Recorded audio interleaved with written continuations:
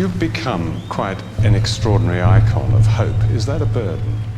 Yes, if people base their hopes on you, then of course it's a responsibility. A housewife from Oxford, mother of 2 British boys, Aung San Suu Kyi, now aged 79, is today the world's most famous female political prisoner. And for 6 short years, she was the leader of the world's youngest democracy. Here was a woman leader who was principled and honourable and iconic, stepping into the role of her father, wanting a democracy in her country. Caught between her safety in the West and imprisonment in her mother country, she sacrificed her freedom. I don't really believe in fate. I think you choose to do what you do, and you reap the fruits of your deeds. Targeting and killing the Rohingya Muslim minority, UN experts say Myanmar's army acted with genocidal intent. Well, let's get over to The Hague live in the Netherlands. Anna Holligan is at the court following what has been a remarkable hour or 2 of testimony. She suffered the greatest fall from grace. A woman the world rejected. A woman cancelled. Will you say sorry? Why won't you speak to us?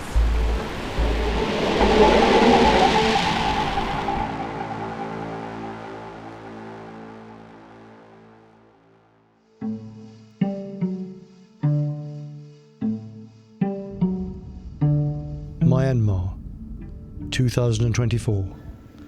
A country all but cut off from the outside world. In a prison cell near the new capital, Naypyidaw, a 79-year-old woman who spent 30 years fighting a brutal military dictatorship is locked up in a prison, facing a further 27 years behind bars. This is Aung San Suu Kyi, a controversial figure, but just 10 years ago, a woman celebrated around the world.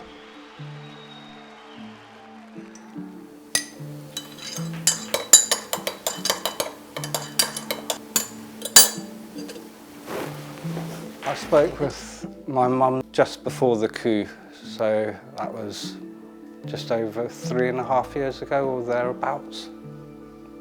Today, Kim Aris, her youngest son, battles for the freedom of his mother, as well as to wrest Myanmar from military dictatorship. That would be me, and my brother, and our grandfather. I mean, I've always been very proud of my mum. It can be difficult at times, but it's, something that I'm certainly proud of. What's been done to my mother is just an extension of what's been done to the people of Burma. So the two go hand in hand. Well, that's my grandfather, General Aung San of Burma. He's not someone I've ever met, unfortunately. And my mother was, 3 years old when he was assassinated, so she didn't get to spend much time with him.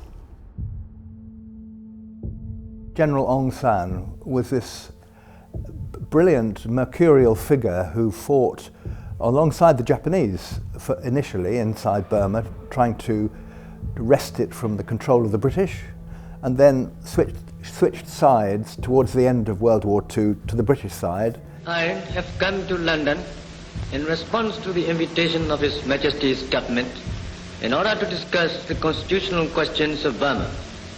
The demand of our people is complete independence. And became seen by them as the most trustworthy and powerful figure in the Burmese fight for independence. But in 1947 he was, and most of his closest colleagues were slaughtered by a political rival while they were having a meeting in the middle of Rangoon. Suu Kyi was a small child, the youngest of his children when this happened, and she came to have a powerful sense that it was her destiny to do what he had been unable to do because he died. This is also a family tragedy. Suu Kyi watching as the military seized power in the first of several coups long after her father had brought democracy and independence to Myanmar in 1962. The young Suu Kyi moved to Oxford, where she studied politics, philosophy and economics at St Hugh's College. Kim meets with one of his mother's university friends to discover how the city that was once their home shaped her life. So this is in St Hugh's? This is at St Hugh's, and that's Sue, absolutely characteristic, brave, uncompromising, looking straight at the camera, lots of strength of character. And I had a terrific time with her as undergraduates at St Hugh's. We had a lovely group of friends, lots of international figures. So the first thing I remember about my friendship with Sue was that she taught me all about Burma, her pride in her father. After finishing her education, Suu Kyi married Michael Eris, a British historian who studied Tibetan, and settled together as a family in the city of dreaming spires. My initial impression of her was, of course, that a great beauty, very nice, very unpretentious, shopped in the market in Gloucester Green, cycled back with her handlebars covered in heavy bags full of groceries, a woman having children with the usual kind of problems that young mothers have, and somehow dead straight. I would say that her integrity and her feeling for truth was apparent in the smallest things that she did. This life was upended in 1988 with the news that her mother was fatally ill in Myanmar following a stroke. Once she had left, did you have any sense that this was going to be for a long time? Not at first. At first we thought it would be temporary, just while she went back to look after her mother. But obviously when she got caught up in politics, we realised that it could be some time. During the months that she was by her mother's bedside in Rangoon, there was an uprising of students and workers against the regime, and for the first time since the army had taken over in 1962, their power was challenged by an uprising. And because Suu Kyi was the daughter of General Aung San, she was besieged by people in the opposition movement asking her, look, come and help us, please, you would make a difference. She resisted. She had 2 children, she was a dedicated mother, but in the end she was persuaded, and she and other prominent people in the opposition formed the National League for Democracy. Was there a stage at which you realised that she would go back to Burma, or was it only when she stayed out there that? No, it was clear from the beginning of my friendship with her that this was the most important thing in her life, the country. Yeah. She always told my father she would go back if the country needed her. It was an agreement between them that he would accommodate that, he would encourage it, he would help her. Yeah. Well, he certainly fulfilled that. Yes, that huge debt.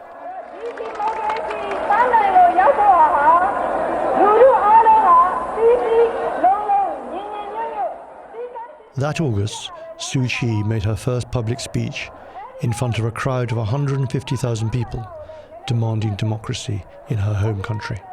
It was the moment that the tide turned, and you could see this huge mass of an audience of thousands all listening, and the whole country behind her in her movement towards democracy. She was the prow of the boat that was going to take them into a democratic state, was what I thought that this symbolic occasion was, and certainly I think that's how it's remembered by the people in Myanmar.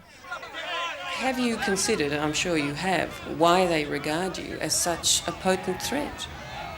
Because I have the support of the people. The people are not afraid of me, and because they're not afraid of me, they tell me what they think. Very soon she became the symbol. She's not a glamorous figure, she wasn't a glamorous figure, but she was a figure who conveyed a serene beauty, I think, in terms of the iconography, which was very, very effective. And I think they found it difficult to deal with the woman. In 1990, the military junta held free elections for the first time in almost 30 years, with Suu Kyi's NLD party winning. But the military junta refused to cede power. Aung San Suu Kyi was placed under house arrest for the first time. The start of being captive over more than 3 decades. I was actually with her when she was first put under house arrest. I realised what was happening even though I was very young.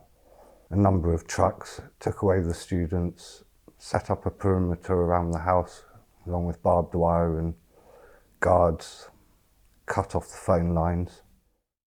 This may have been just before my mother was put under house arrest, or perhaps slightly afterwards, I'm not sure. Maybe when my brother and my father came to join us after she was put under house arrest. I would have been about 12 back then. No date on this.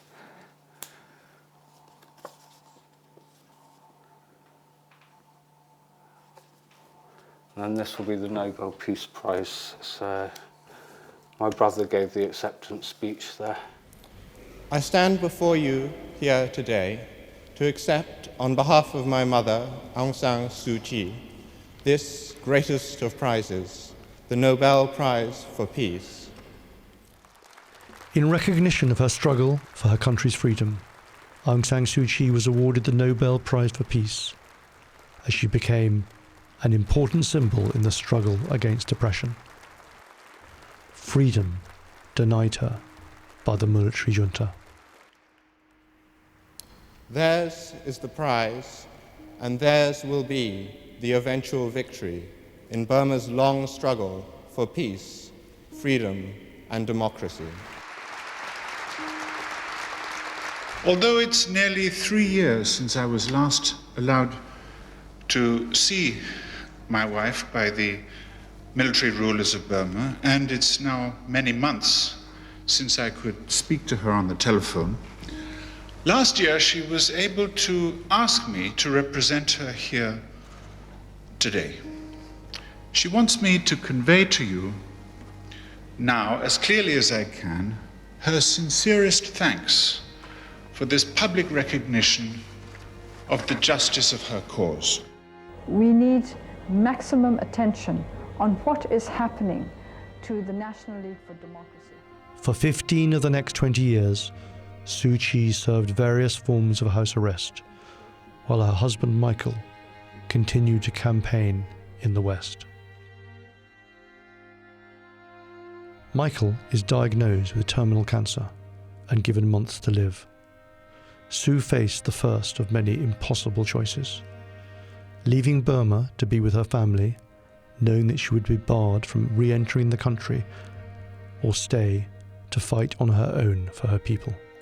I would have, in your place, felt when Sue had the choice of coming back to England when your father was dying and never returning to Burma, or staying there relatively powerless but at her post. I would have thought that is a very simple decision. It's not difficult, it's painful, and I'm behind her in it. Did you feel that? Well, it was one of the hardest points in my life, probably, having to see my father go downhill so rapidly. Yes. And knowing that really she didn't have a choice in that. After having sacrificed so much already, he certainly didn't want her to be coming back for him at that point. In 1999, Michael died. In the 10 years following her first arrest, Michael had only seen her 5 times.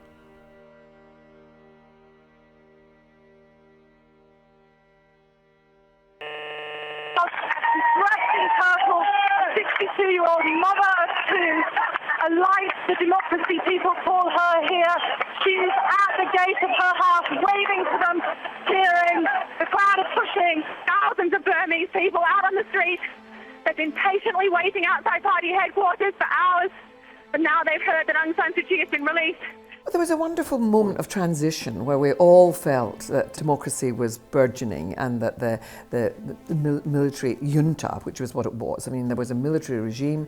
It was making concessions, and she was being allowed at last to have the freedom of movement. There were going to be elections, and she was wanting to stand to become the leader in her country. And so there was a great excitement at that moment. I was there in 2015 during the whole election campaign. We followed her around everywhere. I was there the night they won, standing outside NLD, their party headquarters, with people were just jubilant.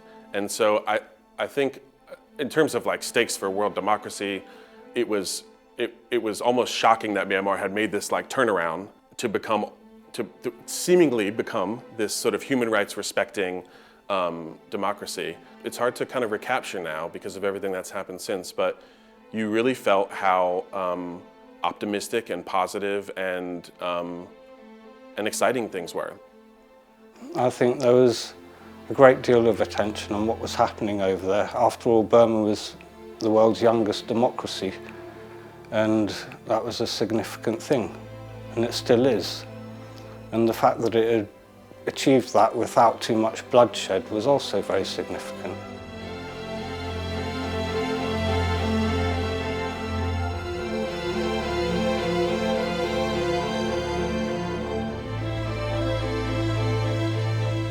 The West celebrated the new frontier of democracy, and Suu Kyi had their icon of freedom. In Myanmar, laws were concocted which made it impossible for her specifically to be the leader of her country. The Orwellian tactic of a dictatorship was used to make power impossible for her to exercise, while in theory she was named as leader. But realpolitik rarely has time for icons. For much of that first term of Daw Sue's government, the feeling was electric. We were creating a new country. And the enthusiasm would just bubble up, you know, within everyone in the government. I was hoping to use economic reform as the basis to assist the political transition. So I'm an economist, but a firm believer that economic conditions are often foundational to the politics of a particular country. So I went there to help out with friends of mine who had become the economic reformers in her government, just to try to change the circumstances, the material circumstances of the country, if you like, and just embed democracy that bit better. I mean, there's an argument that her approach to government was naive.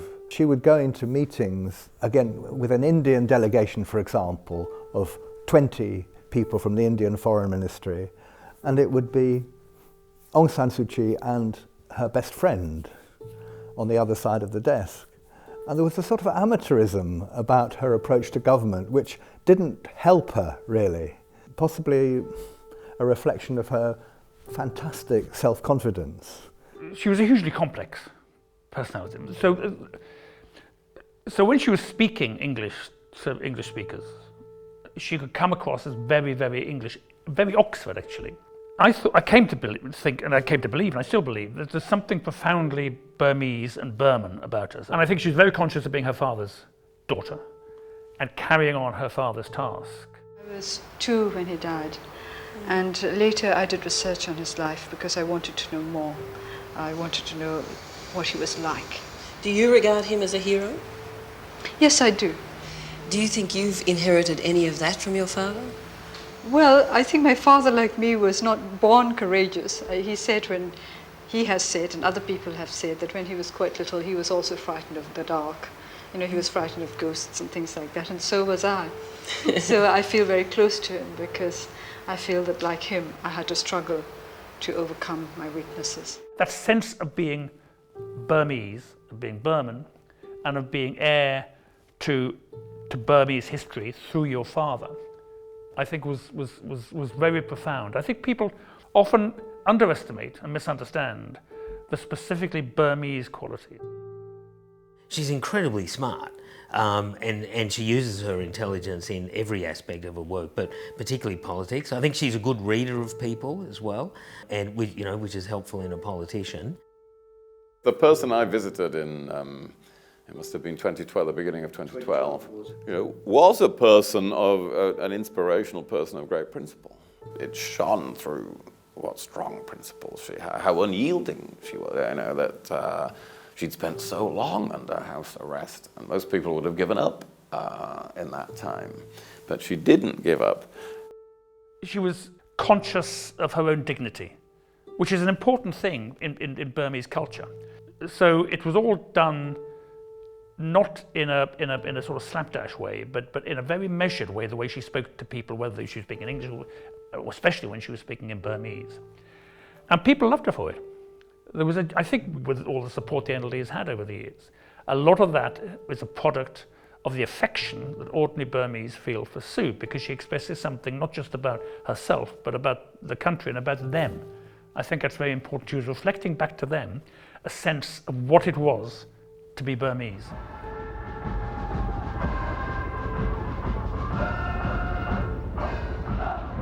I think dealing with the deep state, and I know that's a controversial expression these days, but I think it's actually very real in Myanmar, as represented by the military and all the organs of state.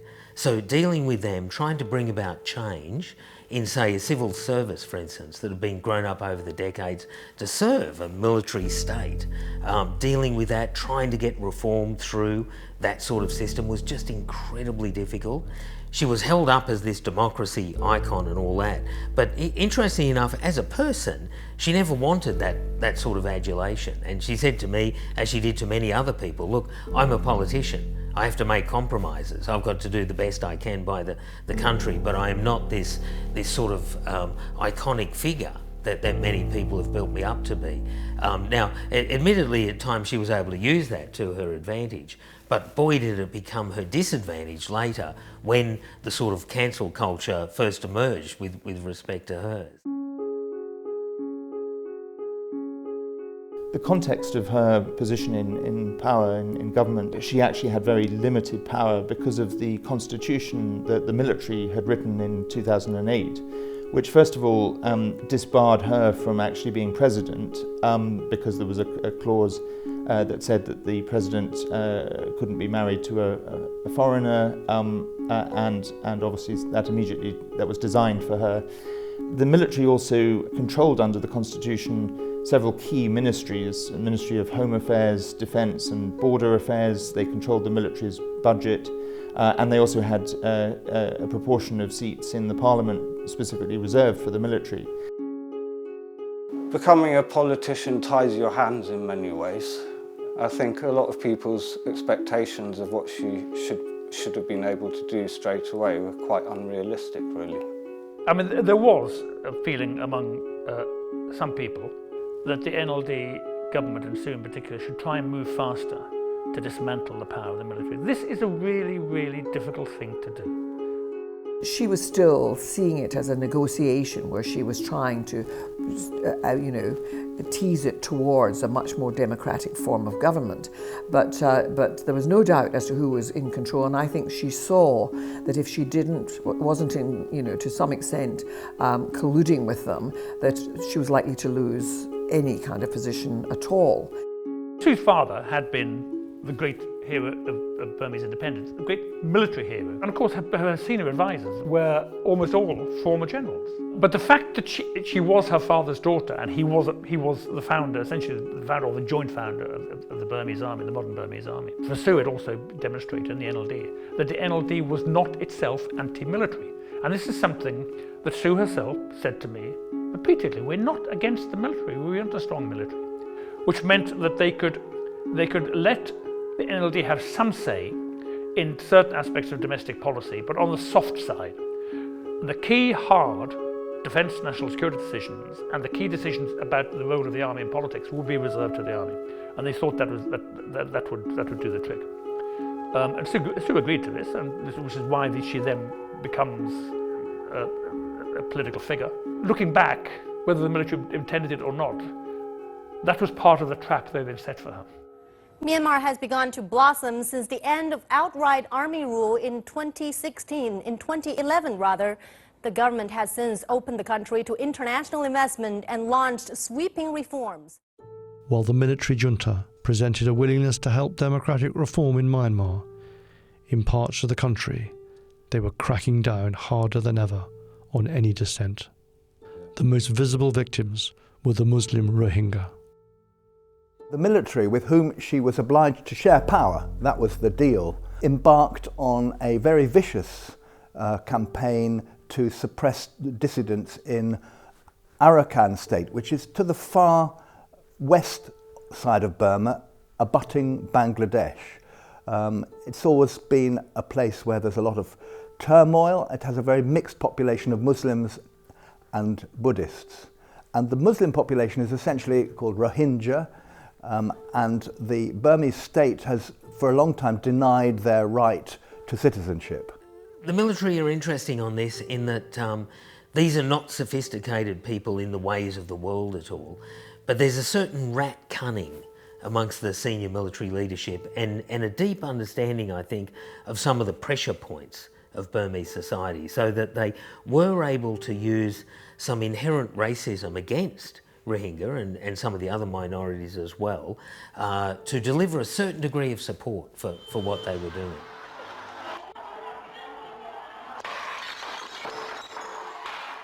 Gunshots pepper the air at the border between Myanmar and Bangladesh. Witnesses say it's the sound of Rohingya civilians being fired upon by Myanmar's military. The Associated Press news agency has released a video. It says confirms reports of a massacre of Rohingya Muslims in Myanmar. What was happening to the Rohingya, the Muslim population of Myanmar, was shocking, and more stories were coming out about mass killings, the destruction of villages and firing, burning of them, the mass rape of women, and we were hearing more and more evidence of this. And so there was a great deal of alarm, and we were very concerned that this was happening while she was in partnership with the military. I would have meetings with her every couple of weeks. We would mostly talk about economics, but of course issues like the Rohingya and so on would come up. And I know absolutely for certain that she was horrified beyond measure of what was happening, and sought desperately ways to try and bring it to an end. But the issue for me was always, would Suu have authorised a pogrom against the Rohingya? No, she would not. She wouldn't have launched the pogrom, and she was not responsible for this. It was the army that did it. The issue then became, is Suu going to condemn this?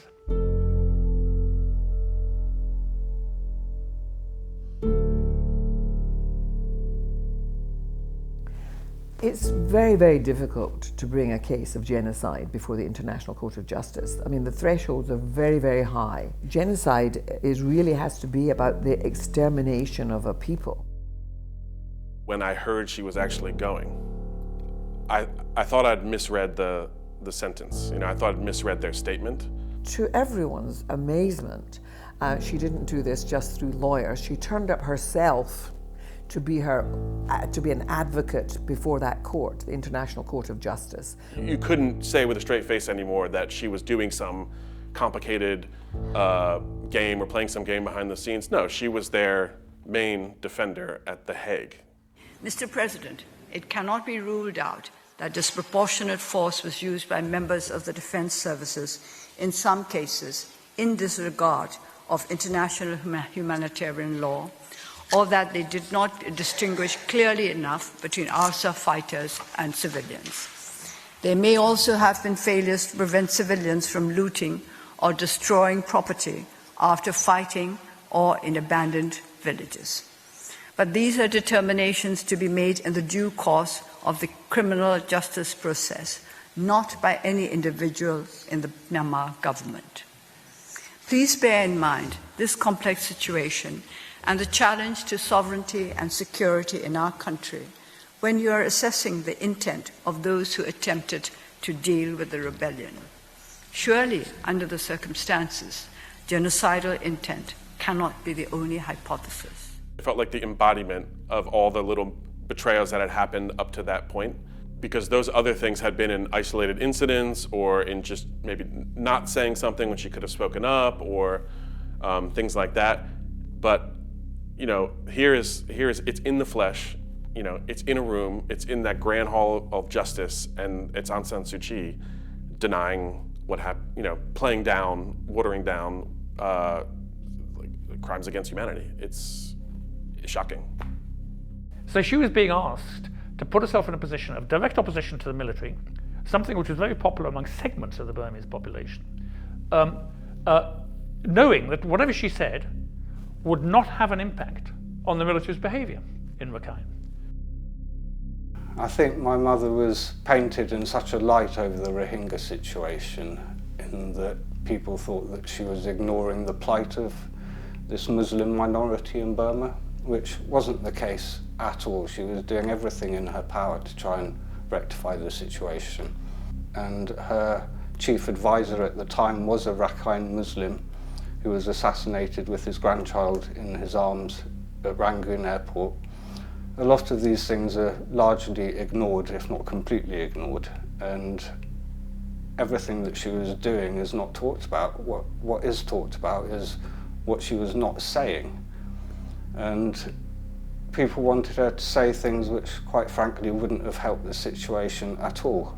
It would have only antagonized the military and made the situation worse for everybody.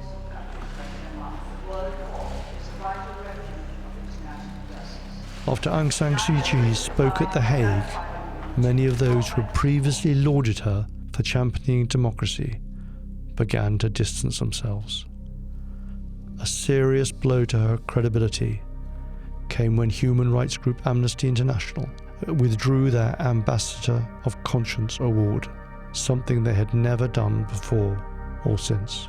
The Ambassador of Conscience is the highest Amnesty honor, and it's meant to inspire people to protect human rights, to support human rights, and to inspire others to take action for human rights change. And when it was awarded to Aung San Suu Kyi, she was still under house arrest, I believe, and she, at the time, really represented the hopes of Myanmar. There's no denying that. Her position on the Rohingya and the crackdown that was happening, which was led by the Myanmar military, was almost the opposite of that. She was becoming an apologist for human rights abusers. She was becoming a shield for the Myanmar military. And it would be almost impossible or untenable to have that kind of person be Amnesty's Ambassador of Conscience. It wouldn't make any sense. It would make a mockery of the award itself in the very term. The view grew in the West that Suu Kyi had left her principles behind by siding with the junta. But her actions elsewhere suggest it was a far more complicated path she was trying to tread. Well, I think we should certainly be careful to look at some of the things she did actually do in response to the Rohingya crisis. For example, she set up the Kofi Annan Commission to try to find solutions to the appalling situation in Rakhine State.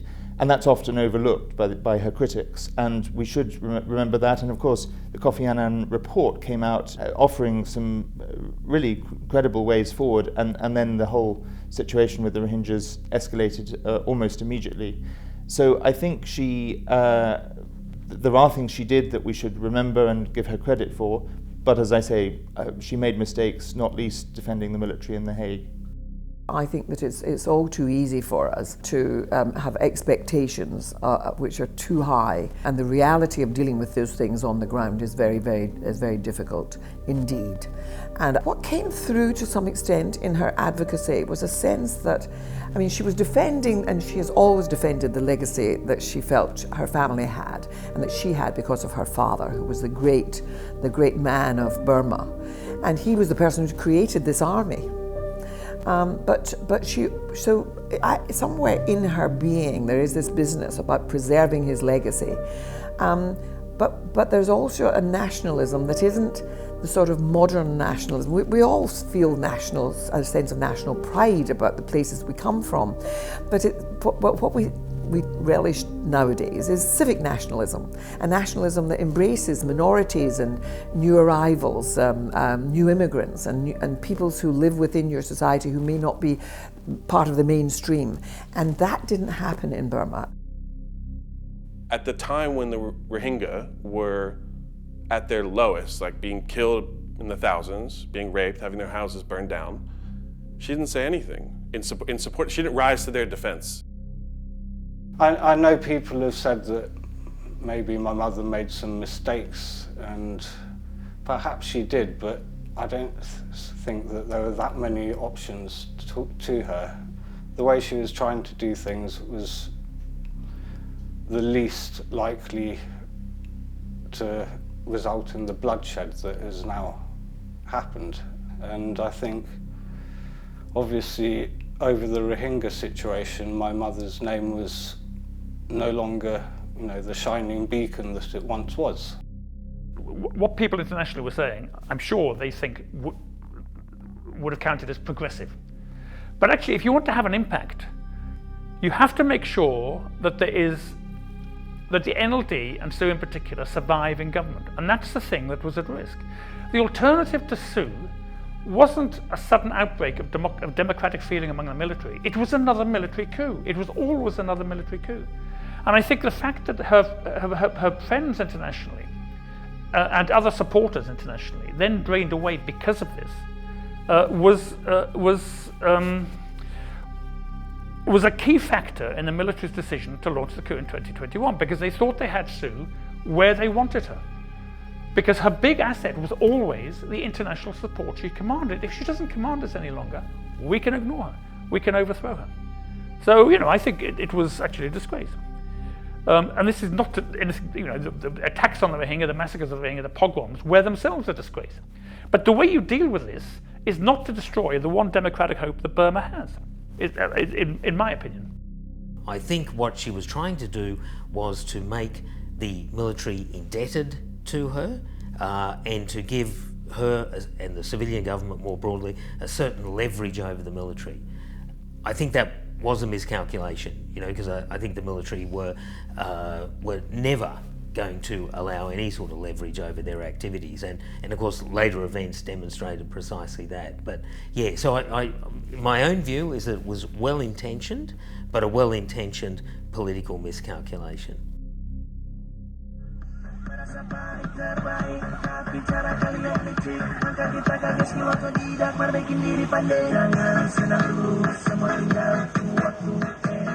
With her reputation on the international stage left in tatters, the general saw a chance to remove her party, the NLD, from any power.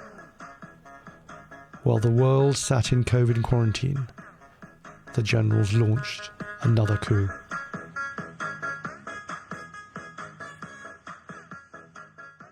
The day I was arrested was the 6th of February, 5 days after the coup itself. I was aware even before I was arrested that Aung San Suu Kyi and all the other ministers had been arrested. In fact, most of them had been picked up on the very first day of the coup. I'd been in a hotel in Yangon, quarantined because of COVID. I get an email from somebody saying that they were a staff member of the hotel, saying to me that the military had taken over the hotel, that it was time to get out. I was taken to a local police station for the first few hours, put in this dreadful cell, which unfortunately was sort of the preface for all the cells that would follow, in that it was, decrepit and filthy and rat infested and just about everything you can imagine that would horrify one about a cell. So I was taken to this police station, held there for a few hours. Then I was ultimately taken to the headquarters of the Special Investigation Unit, where I was put into this basically square box, where I was then held for the next 2 months and underwent interrogation in that room. A little bit of ill treatment, not the sort of torture that my Burmese colleagues had meted out to them, but severe ill treatment anyway. At one point they tried to set my hair on fire, and other points was, punched and things like that. But I never got the full measure that my Burmese colleagues did, which was to have electrodes attached to them and to be very severely beaten or anything like that. I think throughout that period I feared for my life. I didn't really fear that they would kill me because I thought that the repercussions of that would be too severe even for them. But what I did fear was that the anxiety, the ill treatment, the incredible heat, because of this room, this box was not air conditioned, of course, and Rangoon is a very, very hot place. So I actually feared that my body would fail me. I was 57 at the time. I feared I might just have a heart attack.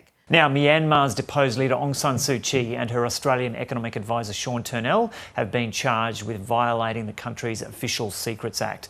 The charges come almost 8 weeks after the military seized power in a coup and as the junta continues a violent crackdown on opponents to the new regime. When the military staged a coup in February, it cited electoral fraud as its justification. Leader Aung San Suu Kyi and other top officials were detained and charged with offences ranging from breaching coronavirus rules to corruption. Now, nearly 10 months after the coup, the junta has added election fraud to the list. Many analysts say the junta's intention is to ensure she stays out of politics.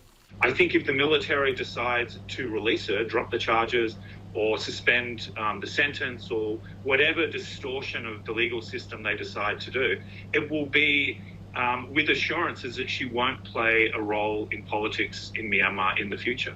The last day I saw Aung San Suu Kyi was the final day of our trial, the day of conviction. And of course, being Myanmar under the military, there was no doubt that we would be convicted. As soon as we were charged, we knew a year later we would be found guilty, and that's exactly what happened. So that's the last day I saw her. The former leader of Myanmar, Aung San Suu Kyi, who was ousted from power in a military coup earlier this year, has been sentenced to 4 years in prison. A spokesman for the military-backed government said she was found guilty of inciting unrest and violating COVID restrictions during last year's election campaign. It's the first in a series of verdicts she's facing that could see her be sent to prison for the rest of her life. The prison cells that political prisoners are held in Myanmar are rudimentary, if not just plain terrible, quite frankly. They're usually built of concrete, with no distinguishing features inside. They're usually painted white. The cells are completely open. Apart from the weather, they're completely open to other elements such as rats and spiders and centipedes and these awful black tarantulas. Political prisoners in Myanmar are held in their cells throughout the day. There's usually only 2 periods in the day that they're allowed out. So the cells are not conducive of any sort of comfort at all. They're really little more than animal pens. After 650 days behind bars, Australian professor Sean Turnell has been freed from a Myanmar prison. All of it does take a toll. The physical deprivation, the constant anxiety, the fear, the incredible insecurity of not knowing when or if you're going to be released definitely takes a toll on you, and I think your morale just gradually reduces over time. It's a bit up and down, different events during the particular day, can help, etc. But I think there is a longer term trajectory downwards. I think life for Daw Suu now must be incredibly difficult. She has a number of underlying health conditions that she has to deal with. The conditions that she's being held under are quite awful, and it's my understanding that her conditions have not really improved that much.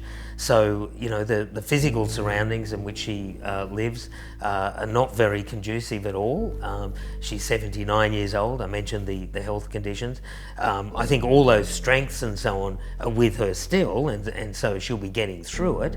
But I think they're the sort of conditions, the sort of situation that most people would buckle under quite quickly. So, I worry about her. I think all of those people who know and love her worry terribly about her.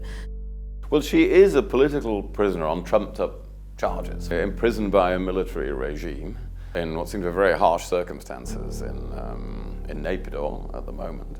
And we might disagree with things that she has said and done, but she has been the strongest force for democracy in Burma, Myanmar, in a generation. And she is imprisoned because she was that force for democracy. Aung San Suu Kyi's fall was complete. The generals locking her away in confinement, the outside world barely registering her absence, the junta unfettered. It's also estimated that more than 2,600 people have been killed in the military's crackdown on dissent so far. Since last year's coup, the junta has deployed attack helicopters and fighter jets against armed rebels opposing its rule. Was her downfall a trap set by the military?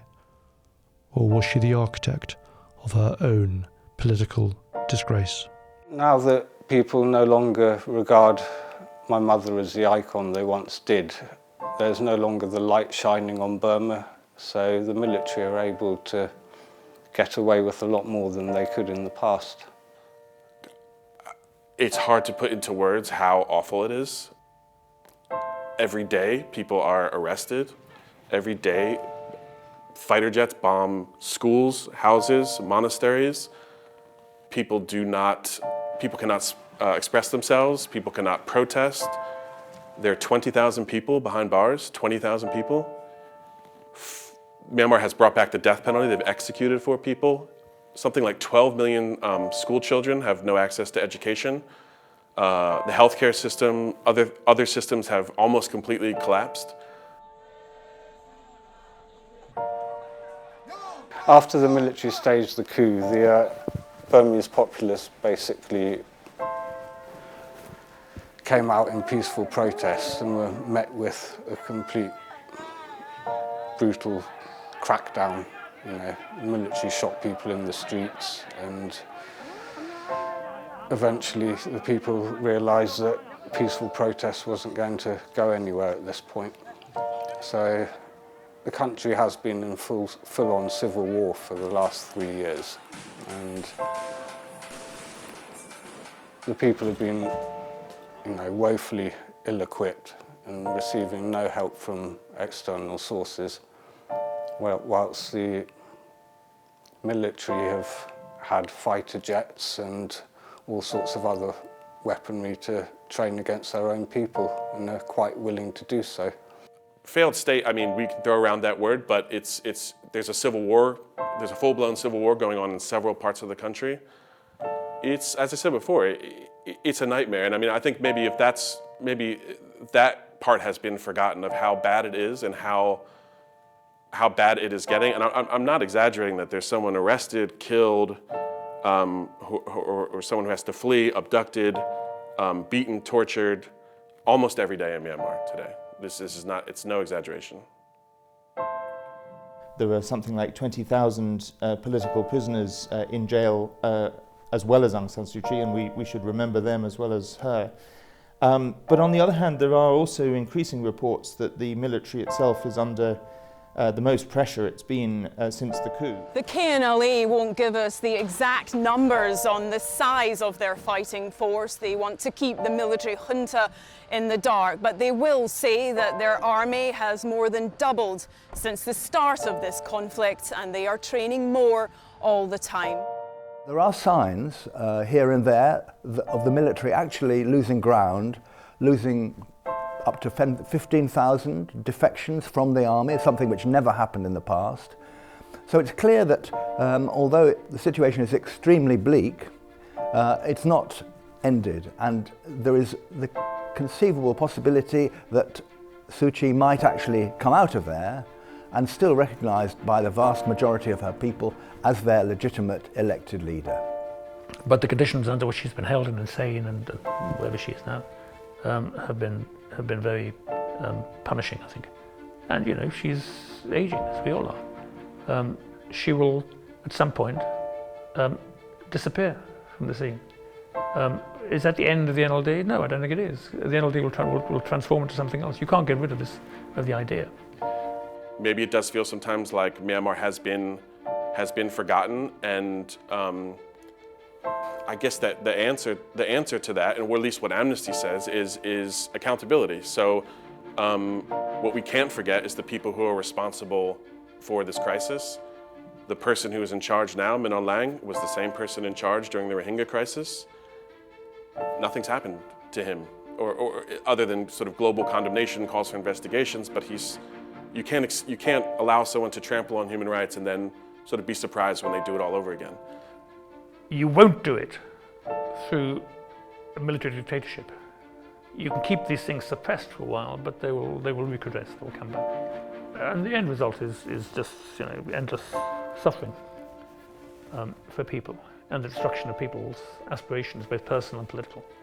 And I think that's a great tragedy.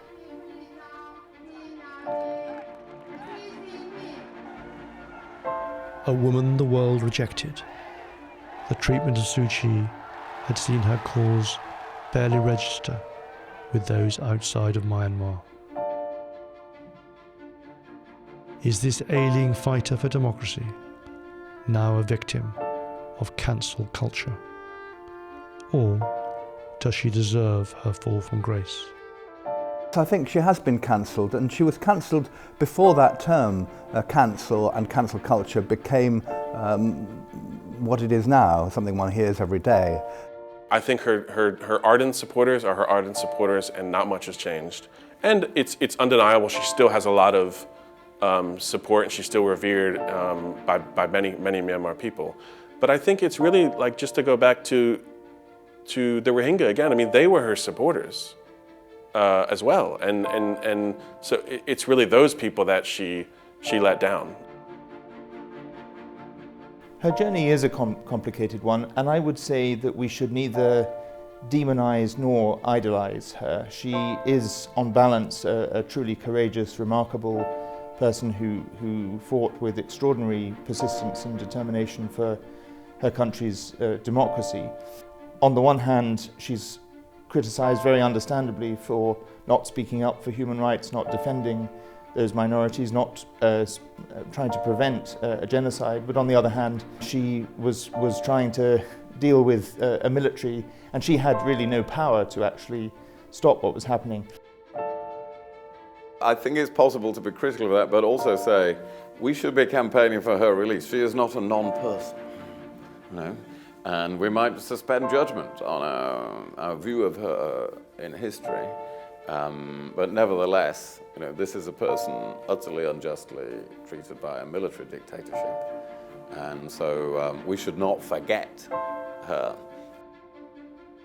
I think she's still a great figure because I think that to her people, and just now we're seeing people being crushed. We saw many people, those young people who took to the streets and who demonstrated and who were mown down. Many killed, many thrown in prison. I mean, what has been happening, and we don't get enough news of this from Myanmar, is shocking. And there's no doubt that for the people who took to the streets against the takeover, the coup by the military, they believe in her still. I still see her as being a vitally important figure in the business of building democracy in very difficult places. And I think that, like all of us, she's flawed, but by God, her strength of character, in many ways, is the thing that she'll be known for, and that we should relish in her. She always thought of herself as a politician, negotiating difficult issues and trying to find difficult compromises. I mean, she did this, some of it well, some of it not so well. But that's the nature of politics. And I think a lot of people outside seem to have fallen for the view that she was indeed a secular saint, and therefore she deserved this sort of condemnation for failing to meet the exalted standards that they had set for her without actually thinking about whether any of these standards were real or achievable. And I think that's, for me, the biggest betrayal. Meanwhile, her country suffers under the most brutal regime. To many, she is the last flame of hope, albeit barely flickering, with the junta wanting her snuffed out. Well, her legacy remains to be seen. This is a continuing story. There are twists and turns all the way. For her to be set free, I think the revolution needs to be won, basically. If you had a message to the military today, if they were listening, if they were watching, what would you say? To hand power back to the people, to step down and to stop brutalising their own people. I've lived with this for so many years. You learn to keep on hoping, and eventually things do change. Change is inevitable one way or another. I just hope it's sooner rather than later.